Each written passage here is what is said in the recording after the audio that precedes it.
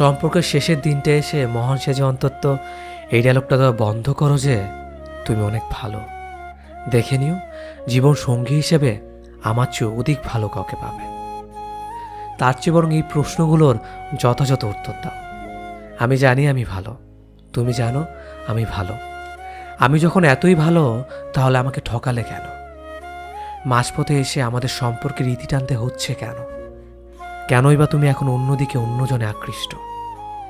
এই যে প্রশ্ন শুনেই নিশ্চুপ হয়ে গেলে, আমি জানি এসব প্রশ্ন সঠিক উত্তর তুমি দিতে পারবে না। কারণ তুমি প্রশ্নের উত্তর দিতে শুরু করলে আর চতুর্থ শব্দটা হেরে যাবে। তোমার মেধাবী মস্তিষ্কের খিলুয়াজ আর কোনো কাজে আসবে না। জানো, তোমার মতো অসৎ মানুষের প্রশ্ন শোনার কান আছে ঠিকই, কিন্তু উত্তর দেওয়ার মতো যোগ্য হৃদয়টুকু নেই। শেষবারের মতো আমার চোখের দিকে চোখ মিলিয়ে তাকিয়ে দেখো, তুমি কতটা অযোগ্য আমার। যাকে বলেছিলে ভালোবাসি, তাকে ধরে রাখার ক্ষমতা তোমার নেই। আমি তো তোমার দেওয়া ভালো মানুষ শব্দের উপাধি নিয়ে বাসব, আর তুমি জিতেও হেরে যাও এক মানুষ যার নামের সাথে প্রতারক শব্দটা আজীবন মিশে থাকবে।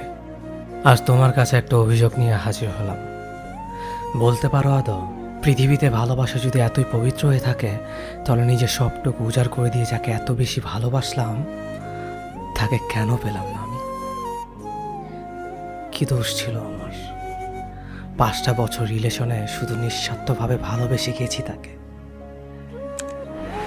বিনিময়ে অবহেলা আর অপমান ছাড়া আর কিছুই পাইনি আমি।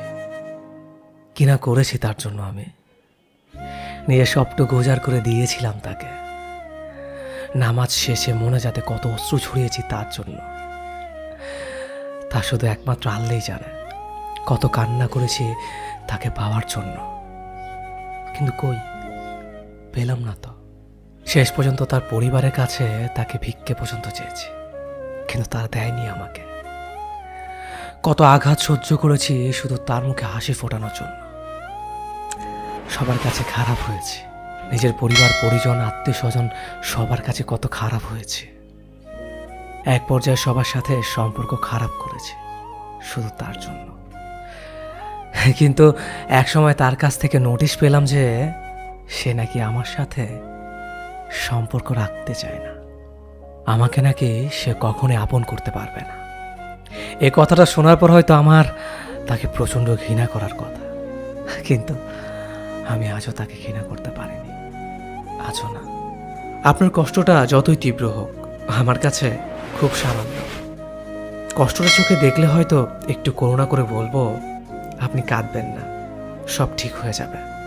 বিশ্বাস করেন, এর থেকে বেশি কিছু করব না। আমরা কষ্টে থাকাকালীন সময়ে আশা করি কেউ একটু বুঝুক আমায়, কেউ অনুভব করুক আমার ব্যথা, কেউ আমার কষ্টের কথাগুলি মনোযোগ দিয়ে শুনুক।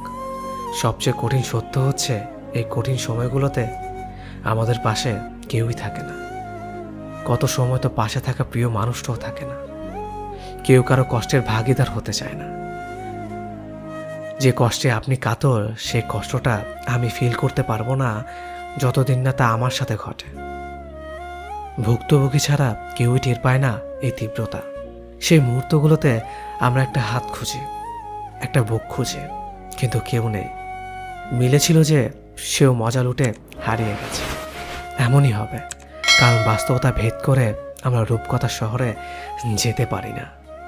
দিন শেষে যখন আপনি কাউকে খুঁজে পাবেন না, যখন টের পাবেন আপনার পাশে কোনো হাত নেই, তখন বেঁচে থাকার জন্য নিজেকেই প্রেরণা জোগাতে হবে। যাকে আপন আপন বলে মুখে লালা এসে গিয়েছিল, সেও কত দূরের মানুষ। আপনার কঠিন সময়ে আপনার সাথে কেউ থাকবে না, একমাত্র পরিবার ছাড়া কেউ না। সে আপনাকে যতই ভালোবাসুক, আপনাকে ফেলে চলে যাবে আধারে, ফিরেও তাকাবে না। আপনার জন্য কেউই তার রঙিন জীবনে আধার আনবে না। যতদিন সুখ ছিল ততদিন ছিলাম, এই তো ঢের। আমরা খুবই কল্পনা বিলাসী। কোন একটা সিনেমা দেখলে সেখানে কম বেশি সবাই নিজেকে কল্পনা করে। বাস্তবতার সামনে এসে যখন দাঁড়াবেন, তখন কোনো সিনেমেটিক ব্যাপার দেখতে পাবেন না। নির্জন জায়গায় বসে কান্না করলে কেউ এসে রুমাল এগিয়ে দেবে না। নিজেকে নিজের চোখের পানিগুলো মুছতে হয়। হাঁটতে গিয়ে পড়ে গেলে কেউ এসে হাতটা ধরে না, পড়ে গিয়ে নিজেকেই উঠে দাঁড়াতে হয়। 20 টাকার লটারি কিনে কোটিপতি হওয়া যায় না। বেকার ছেলে মারামারি করে প্রেমিকার বাবার মন জয় করতে পারে না। বাস্তবতা দেখিয়ে দেয় প্রেমিকা অন্য কারো হয়ে যাচ্ছে, আর প্রেমিক ধোয়া ওড়াচ্ছে। বাস্তবতার মুখোমুখি দাঁড়িয়ে বুঝে গেছি জীবন সিনেমা নয়। কল্পনা শুধু কল্পনায় হয়, বাস্তবে তা ধরা যায় না, ছোঁয়া যায় না। তবু আমরা কল্পনা করি, কারণ আমরা কল্পনায় সুখী, অল্প সময়ের সুখী। আমি জানতে চাই না তুমি ঠিক কতটা মোটা, কিংবা তোমার শরীরে কটা হাড় যা আমার উপর দিয়ে গুণে বলে দেওয়া যায়। আমি শুধু এতটুকু জানি, তোমার এমন শারীরিক ঘটনার জন্য কারো কাছে তুমি জবাব দিতে বাধ্য নও। পেটের মেদ জামা ঠেলে বেরিয়ে আসতেই পারে, কিংবা পেটের স্ট্রেচ মার্ক পরিষ্কার দেখা যেতেই পারে। তুমি সিনেমার নায়িকা নও যে একদম পারফেক্ট হবে।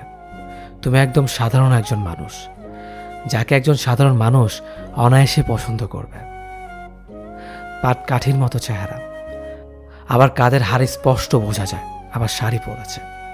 এমন মন্তব্য করা মানুষদের এটা বোঝা উচিত, মানুষের ইচ্ছে শখ কখনোই তার শারীরিক ঘটনার জন্য অপেক্ষা করে না।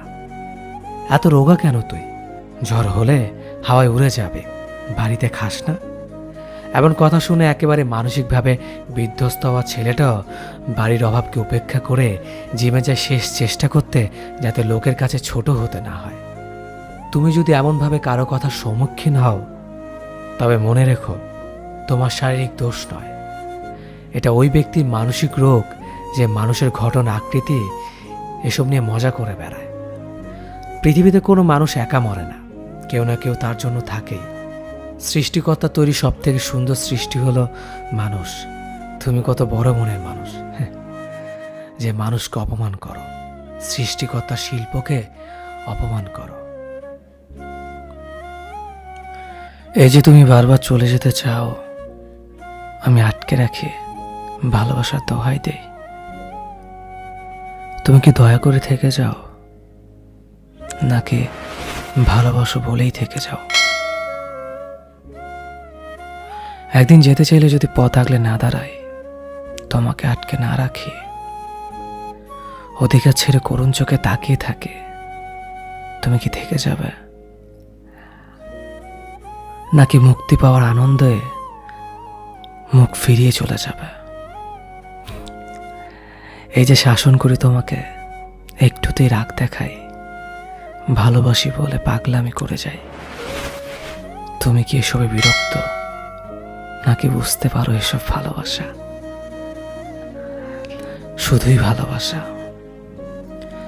ধরো বিচ্ছেদটা হয়েই গেল, মাসখানেক কথা হয়নি আমাদের, একদিন হঠাৎ করে দেখা হয়ে গেল, তুমি কি তীব্র ঘৃণায় আমার দিকে তাকাবে, নাকি বলবে তোমাকে আমার খুব প্রয়োজন?